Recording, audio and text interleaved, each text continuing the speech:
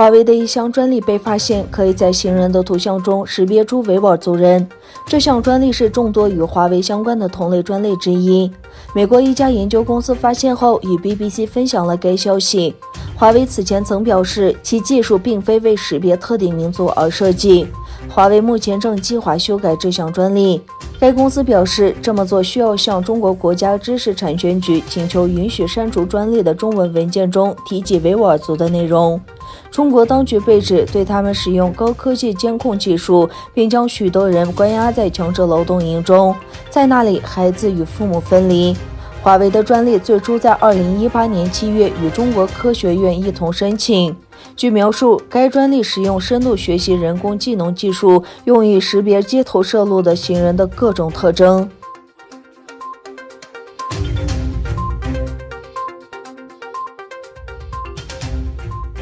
美国国土安全部和海关与边境保护局星期三宣布，美国政府一项新执法行动，禁止所有东突厥散境内企业和实体生产的棉花和番茄产品入境美国。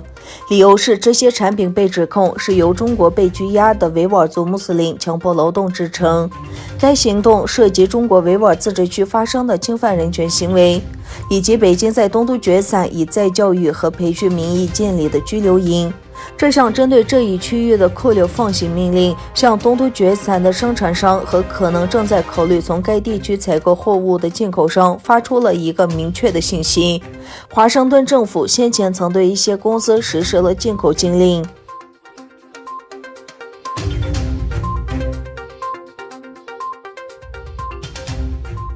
国际主要人权组织之一的人权观察星期三发布2021世界人权报告，检视全球人权实践与趋势和100多国的发展现况。报告批评中国在人权方面处于自1989年天安门学生民主运动被血腥镇压以来最黑暗的时期。最新的世界人权报告将香港问题列为中国人权恶化的首位。报告再次将东突厥散列为中国人权恶化的一个主要方面。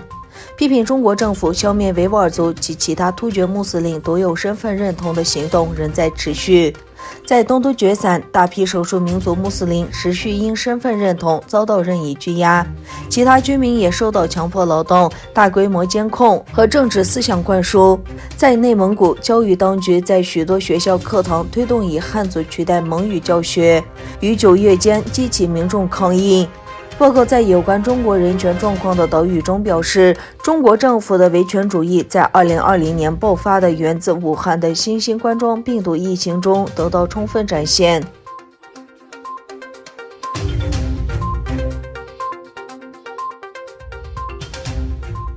据报道，匈牙利将成为中国高校在欧盟开办的首个海外校区的东道国。在上月签署初始协议后，布达佩斯表示将斥资200万英镑支持设立复旦大学分校区。该校区计划于2024年开放，并为多达6000名学生提供经济学、国际关系、医学和自然科学课程。但是，中国这个项目背后的原因，最近增加了对中欧和东欧的投资，并扩大了其在学术领域的影响力。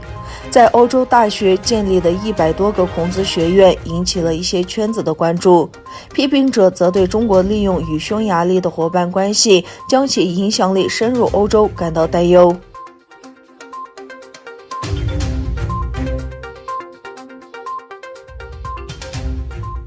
美国国会众议院13日通过对特朗普的弹劾议案，特朗普成为美国历史上首位被2度弹劾的总统。众议院在辩论后进行投票，结果以232票赞成、197票反对，通过以煽动叛乱的指控对特朗普进行弹劾的议案。多名共和党众议员加入民主党行列，投票赞成对特朗普的弹劾条款。特朗普当日转而通过白宫发布简短声明，称他对暴力说不。